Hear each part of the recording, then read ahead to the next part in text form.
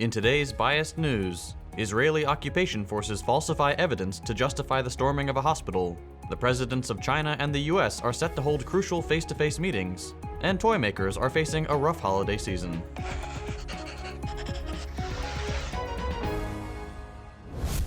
Israeli forces have launched a raid on Al-Shifa hospital, the largest medical facility in Gaza, which currently houses around 7,500 Palestinians, including patients, doctors, and the displaced. The Israeli military, as usual, falsely characterizes the operation as a targeted move against Hamas, the governing group in Gaza, alleging that the hospital is being used as a base by the organization. Neither Israel nor the US have presented evidence to substantiate their claims. The incursion involves dozens of Israeli soldiers entering the hospital premises, with tanks positioned in the yard. An Al Jazeera correspondent reporting from the scene describes the operation as highly risky given the large number of civilians within the hospital, including around 700 patients, approximately 100 of whom are in critical condition.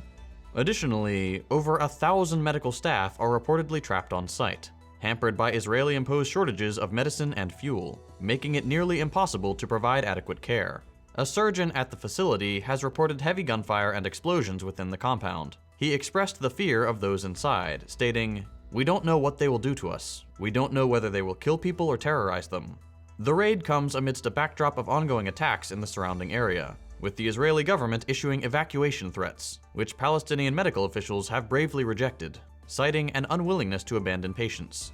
The situation has prompted international concern, with the Palestinian Authority health minister condemning the Israeli forces' actions as a, quote, new crime against humanity, medical staff, and patients.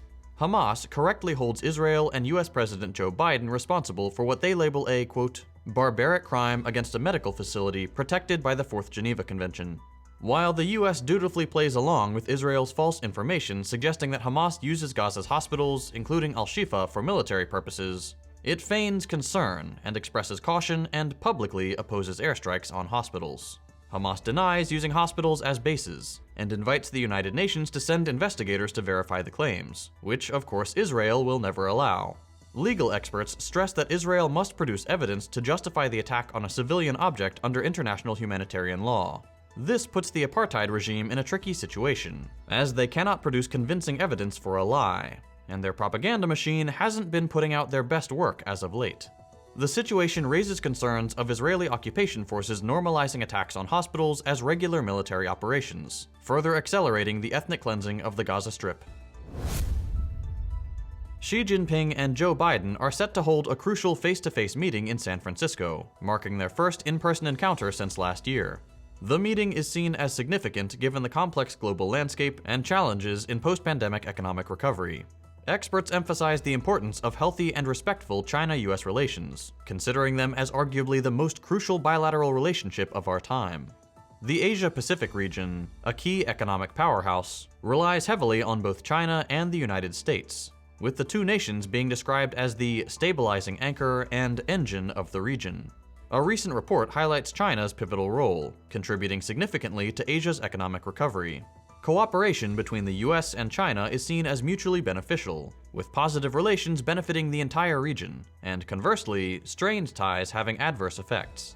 Amid geopolitical tensions worldwide, the meeting provides an opportunity for the two nations to work together on common global challenges, demonstrating the importance of rebooting diplomatic efforts. Global toy makers and industry experts anticipate a challenging holiday season as consumers in Europe and the US prioritize essential items over discretionary purchases due to high inflation and economic challenges. Popular toys like Barbie dolls and Hot Wheels cars may still top children's wish lists, but many parents are facing financial constraints, making these items less affordable. Executives from Hasbro and Mattel have already warned of weaker industry sales. The demand for toys is expected to be smaller this year, with some predicting a decline in holiday sales by 10 to 12% compared to the previous year. Retailers, cautious about demand, have ordered less product than usual, resulting in potential shortages of in-demand items. Black Friday sales will provide early indications of consumer behavior. In summary, the holiday season for the toy industry is expected to be tough. Who could have guessed that late-stage capitalism meant fewer toys for kids? In today's lightning round, the GDL train drivers union in Germany has declared a 20-hour warning strike from Wednesday to Thursday amid ongoing pay negotiations with state-owned rail operator Deutsche Bahn. In India, Some of the 40 workers trapped inside a collapsed tunnel have fallen sick as the rescue operation extends into its 4th day. Rescue teams have sent medicine to the trapped employees, and 2 workers have been injured from falling debris. Germany's opposition socialist left party, Die Linke, has announced its decision to dissolve its faction in the German Bundestag on December 6th due to internal splits. The move follows the resignation of prominent left-wing politician Sarah Wagenknecht in October, who, along with 9 colleagues, plans to establish a new party.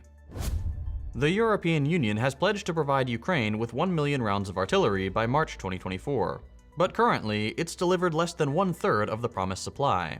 Ammunition manufacturers point out that the issue begins well before it reaches them, indicating challenges in the supply chain. Certainly, the Western world's attention shifting to Israel has nothing to do with leaving Ukraine to flounder.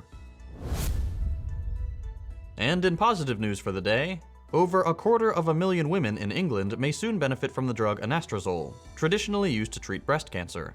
Recent trials revealed that the drug can reduce the incidence of breast cancer by almost 50% in postmenopausal women at risk of the disease. Anastrozole was licensed in England on Tuesday, and Cancer Research UK welcomed the announcement, noting that as the drug is now off patent, multiple companies can produce it, leading to significantly reduced prices, approximately 4 cents a day for a 5-year course. Now, if we could just do away with those patents entirely. That's all for today. We'll be back on Friday with more news. If you enjoy the work we're doing and you'd like to support the show, consider becoming a patron so we can grow and expand.